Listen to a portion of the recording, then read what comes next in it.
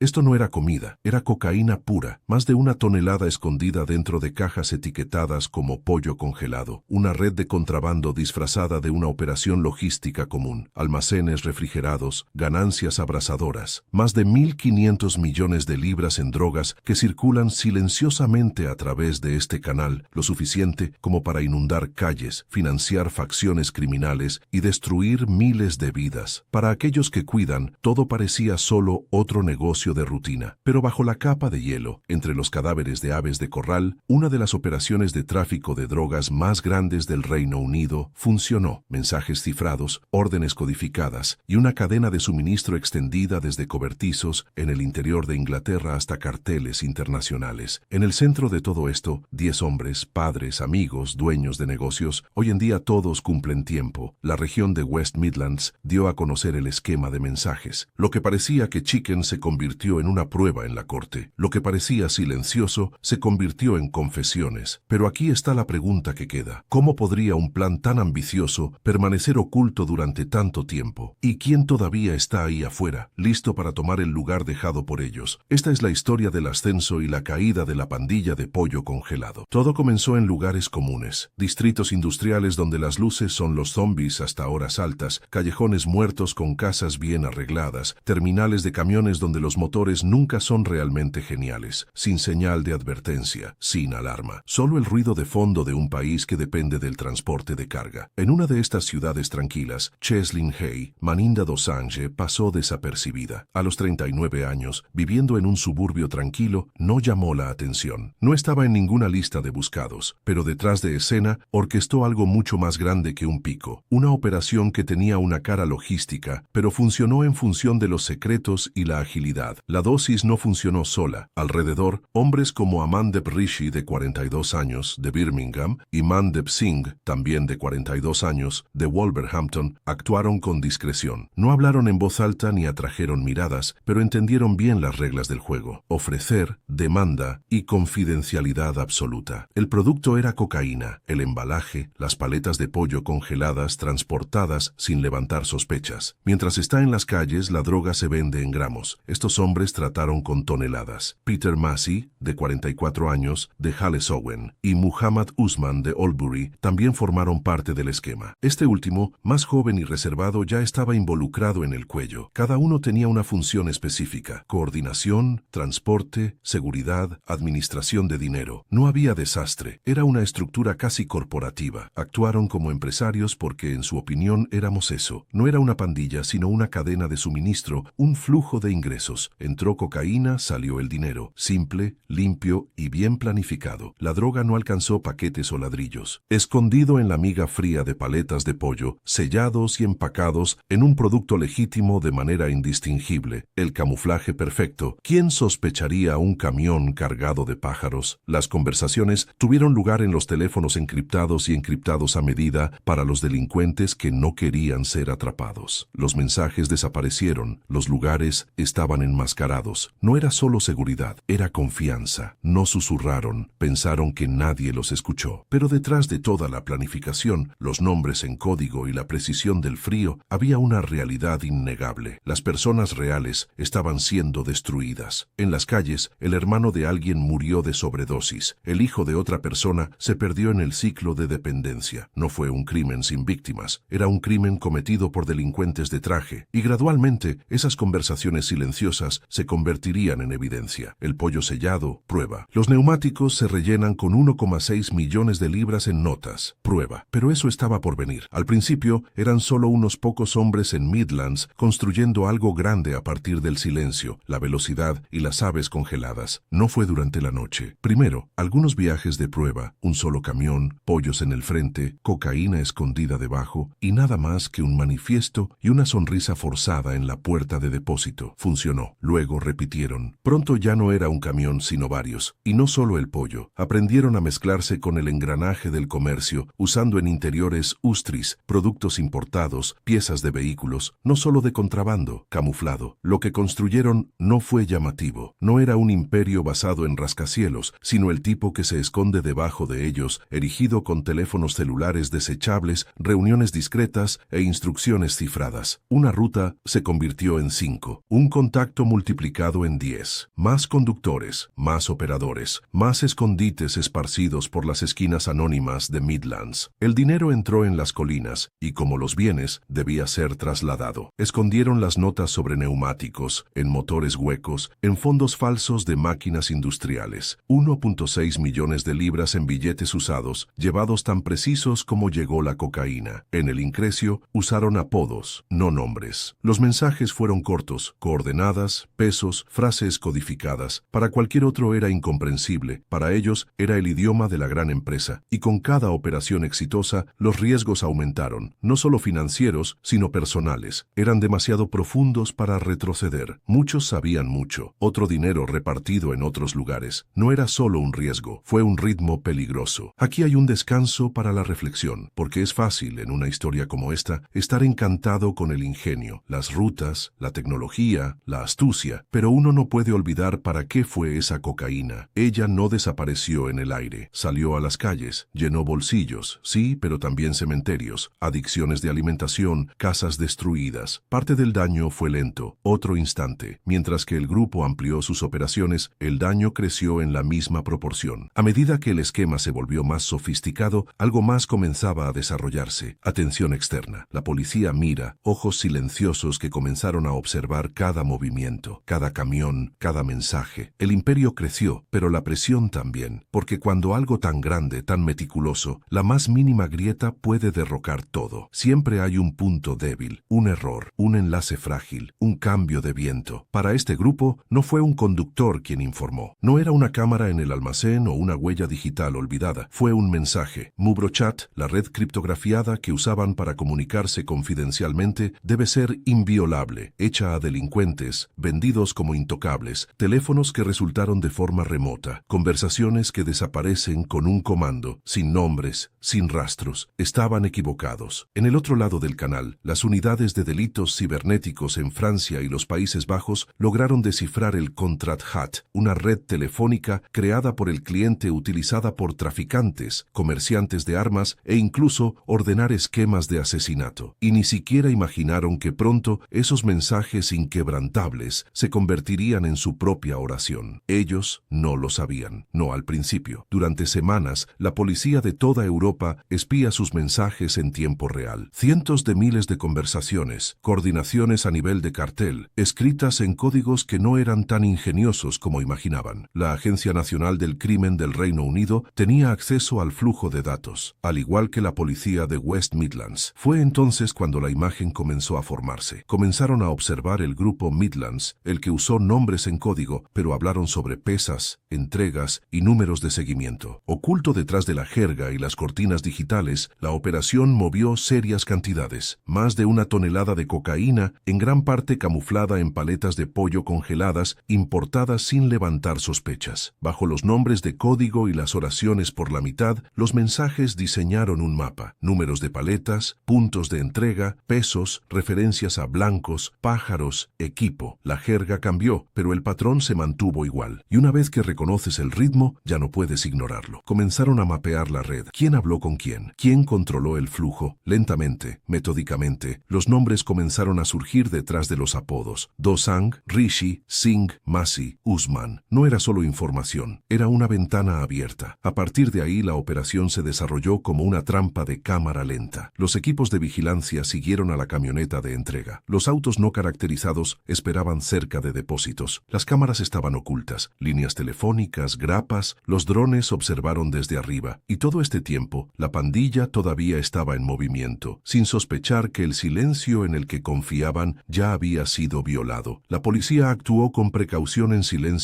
No querían causar pánico, querían evidencia, no solo sospechas, evidencia que resistiría a un tribunal. Entonces esperaron, documentado, información cruzada. Cuando finalmente estaban listos para actuar, ya tenían nombres detrás de los nombres en código. Sabían quién ordenaba qué y exactamente dónde golpear. Julio de 2020. El silencio terminó. Todo comenzó con una camioneta, nada especial a primera vista, interceptado en el camino de regreso de los muelles de Essex. En el interior, 150 kilos de cocaína escondidas en paletas de pollo congeladas. Ese fue el momento en que todo se volvió real. No más sospecha, no más susurros digitales, sino productos concretos, prueba irrefutable. notable, luego vino el resto. En Sutton Coldfield, una búsqueda en un cobertizo reveló otras 225 libras de cocaína, parte de un plan más grande para enviar la droga a Australia. No era una operación callejera común, era el tráfico global disfrazado de aves de corral. Más al sur, en Oldbury, estaba en marcha un esquema más discreto. Muhammad Usman llevaba dinero, mucho dinero, escondido dentro de los neumáticos. Casi 500.000 en notas entregadas a Said Hashem en Londres, apretado como repuestos de goma. Y todavía había más. Otra camioneta, otra fachada falsa. Esta vez, un compresor de aire industrial con un compartimento secreto. La policía lo abrió. En el interior, más de 1 millón en efectivo. Nuevo, listo para circular, todo sucio. En 10 días, la policía actuó rápido. En una casa tranquila en Cheslin Hay, Maninda Dosanjh, de 39 años, sirve la puerta a agentes encubiertos. En el interior, el olor a café todavía cuelga en el aire. Un libro proyectado escondido debajo del árbol de frutas. Un teléfono que no había sido vibrado durante horas, pero que ya lo había entregado. No se resiste. No hables. Sabes que se acabó. Manejarlo. Lo llevan bajo un cielo gris. Al día siguiente es el turno de un hombre conocido como Rishi, en Birmingham. El estratega, el cerebro, 11 años mayor, igualmente preciso. Sus manos permanecen firmes cuando se esposaron, aún calculando las probabilidades, aún perdiendo la apuesta, y así todo se derrumba. Al final de esos 10 días de operación, 10 hombres están bajo custodia, algunos en hogares silenciosos, otros en cobertizos, uno atrapado transfiriendo dinero en Londres, otro saliendo del trabajo, sin resistencia, solo el peso de la inevitabilidad. El Encrocet no era solo un punto de inflexión, fue la grieta en el código que dejó entrar la luz. Y cuando ella vino, fue cegador.